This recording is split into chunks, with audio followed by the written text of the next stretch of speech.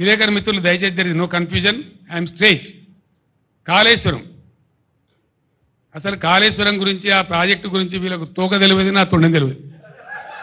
ఇప్పుడు ఉన్నోనికి ఏమీ తెలియదు, ఇంటికి కూడా తెలియదు. కోపం వస్తుంది, బాధ కలుగుతాయి. ఏమైందండి దానిలో? మేడిగడ్డ బరాజులో దానికి 3 బరాజులు ఉన్నాయి, మేము కొత్తగా కట్టినాయి. సైడ్లో కూడా ఉన్నాయి, సైడ్లో వచ్చి కలిసేటువంటి రివర్లెట్స్ ఏవైతే ఉంటాయో వాటిని కూడా చాలా ఇసుకలనే కడతాం, వాటికి పిల్లర్స్ ఉంటాయి.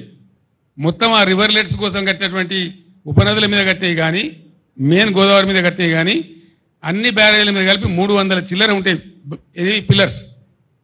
బ్రహ్మాండంగా 3 బ్యారేజీలలో కలిపి దాదాపు 200 చిల్లర గేట్లు ఉంటాయి. అంత పెద్ద పని అది. దాని తర్వాత ఒక్కొక్క పంప్ హౌస్ మొన్న వీళ్ళు ఒత్తిరు కదా, నంది మేడారంలో వరద కాలువలో నీళ్ళు పోయడానికి. కాళేశ్వరం అయిపోయింది, మరి ఆ పంప్ ఎందుకు వచ్చినావు? మరి నేను అడుగుతా ఉన్నా, ఎట్లా వచ్చినాయి నీళ్ళు? మరి ఎందుకో వచ్చే కాళేశ్వరం లేనిదే వచ్చినాయా? మేమేం చేసినాం? మీలాగా లత్కోర్ పని చేయలే.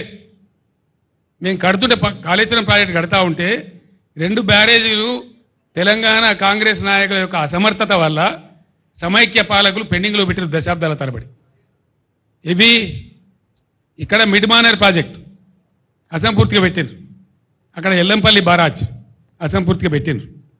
వాటిని మేము అగమేఘాల మీద కంప్లీట్ చేస్తూ ఉన్నాం. ఒక సీజన్లో మేము పనిచేస్తూ ఉంటే, కట్ట నింపుతూ ఉంటే, మాచారెడ్డి మండలంలో 25 సెంటీమీటర్ల వర్షం కురిసి పెద్ద వరద మానేరు వాగులు వచ్చేసి ఆ మిడ్మానేర్ కట్ట కొట్టుకొని పీకినారు. అది కట్టినోడు ఎవడండి? ఇలా అడ్డం పొడుగు మాట్లాడే కోమటిరెడ్డి వెంకటరెడ్డి మంత్రి, ఇలా మంత్రి. వాళ్ళ కంపెనీ, వాళ్ళ అమ్మ పేరు మీద ఉండే కంపెనీ వాళ్ళు కట్టిండ్రు. మేము మీ లెక్క చిల్లరగాల లెక్క వ్యవసాయం. మేము ఏమనుకున్నాం ఆ రోజు? మేఘాల మీద కాళేశ్వరం కంప్లీట్ కావాలి, రైతులకు నీళ్లు రావాలి, ఎంత తొందరగా వస్తే అంత మంచిది, మంచినీటి బాధ పోవాలి, సాగునీటి బాధ పోవాలి రాష్ట్రంలో అని ఆరాటపడ్డాం తప్ప మేము ఆనాడు కోమటిరెడ్డి కంపెనీ మీద కేసు పెట్టలే. మేము పెట్టకపోదుమా, అని జైలు లేకపోదుమా? మీ లెక్క చిల్లర కథ వాడానంటే ఆ రోజు ప్రభుత్వం మా చేతిలో లేకుండానా? వేయలే, మేము ఆ చిల్లర పని చేయలే మీలాగా. సరే చాలా దరిద్రుడు పోలేని చెప్పి కట్టినాం, ప్రాజెక్టు నింపి నిలబెట్టినాం, నిండా నింపి గంగమ్మలాగా తయారు చేసినాం. ఆ బ్రిడ్జి మీద పోతుంటే 2 పక్కల చూస్తే భయమయ్యే పరిస్థితి పెట్టినాం. అంత అద్భుతంగా నీళ్ళు కనబడేది, సముద్రంలా కనబడేది. దాన్ని మీరు ఇలా ఎడారి చేసినారు, నాశనం చేసినారు మీ తెలివి తక్కువతనం వల్ల, మీ అసమర్థత వల్ల. యాక్చువల్ ఫ్యాక్ట్ ఏంటండి రాహుల్ గారు? ఫ్యాక్ట్ ఈజ్ ఆనెస్ట్లీ టెలింగ్, గోదావరిలో వచ్చే వరద మామూలు ఉండదండి. ద ఫ్యాక్ట్ ఈజ్ దిస్, గోదావరిలో పైనుంచి నీళ్లు తక్కువ, కింద నీళ్లు తక్కువ. గోదావరిలో నీళ్లు వచ్చేదే, నీళ్లు దొరికేదే ప్రాణహిత, ఇంకొక ఆడ నీళ్లు లేవు. ఆ ప్రాణహిత దాటినాకనే కట్టాల. దానికోసం ఒక 6 నెలలు తపస్సు చేసినట్టు చేసి ఆ మేడిగడ్డను కనిపెట్టుకున్నాం. మేము కేంద్ర ప్రభుత్వ సంస్థ వ్యాప్కోస్ లైడార్ సర్వే కావాలంటే లైడార్ సర్వే కూడా చేసినాం. దాని డిజైన్ ఏంది అసలు వీళ్ళకి తెలుసా? వీళ్ళకి డిజైన్ గురించి అవగాహన ఉందా? ఏంది డిజైన్ ఏందండి? యాక్చువల్గా మేడిగడ్డ బరాజులో ఫ్యాక్ట్ ఏంటంటే, గోదావరి పొంగేటువంటి 3-3.5 నెలలు గేట్లన్నీ ఎత్తే ఉంటాయి. గోదావరికి తలగాయి, నీళ్లు ఫ్రీ ఫ్లో ఉంటుంది, పోతూ ఉంటుంది. మనకు అవసరమైన నీళ్ళు ఎత్తుకుంటాం. అందుకే కన్నెపల్లి దగ్గర పంప్ హౌస్, లక్ష్మీ బరాజ్ యొక్క పంప్ హౌస్ కన్నెపల్లి దగ్గర పెట్టిన తెలివి తక్కువతో పెట్టలే.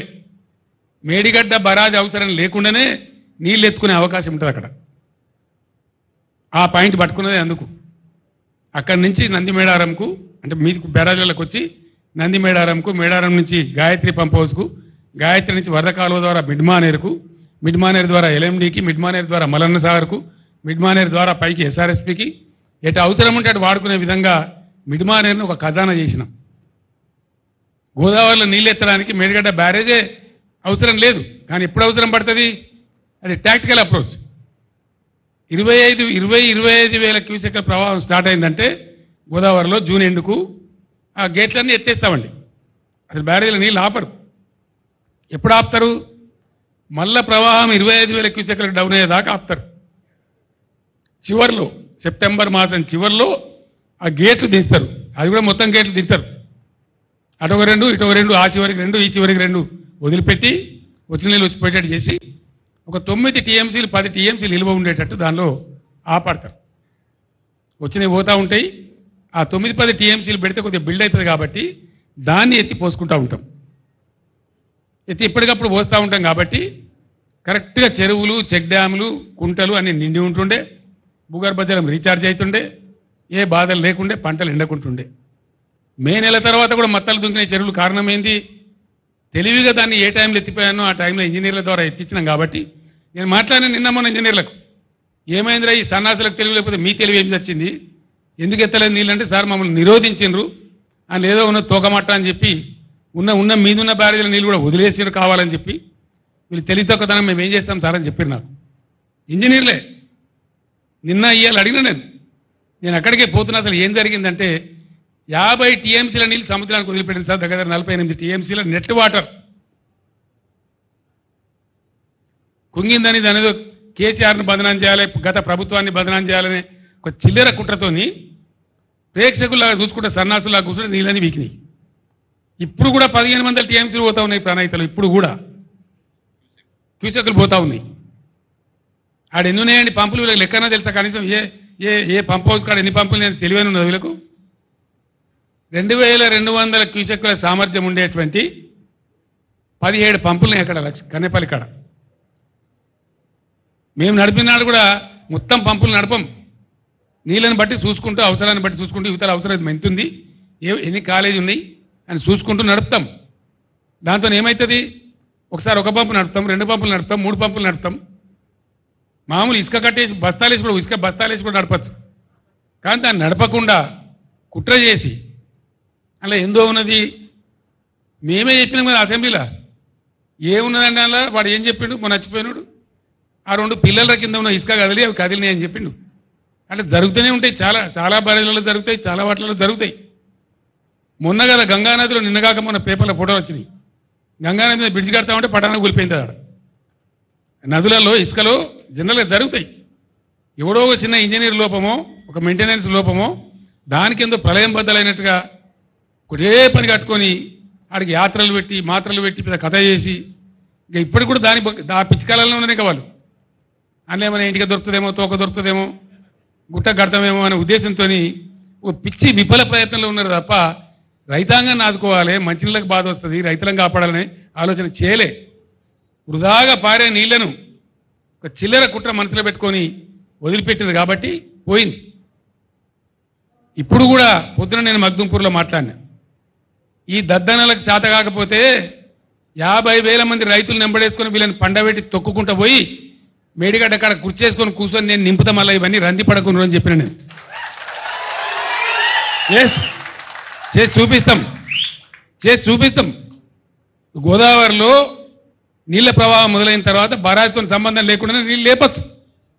మళ్ళా మిడ్ మానేరు కలకల్లాడుతుంది, లోయర్ మానేరు కలకల్లాడుతుంది. తక్కువ పడితే ఎస్ఆర్ఎస్పీకి ఇవ్వచ్చు. ఎత్తాల నీళ్ళు ఇప్పుడు ఈ ప్రభుత్వం ఇది దీని పేరు చెప్పి దాని పేరు చెప్పి ప్రజల నోట్లో మట్టి కొడతామంటే ఇట్లా చూస్తూ కూర్చోం.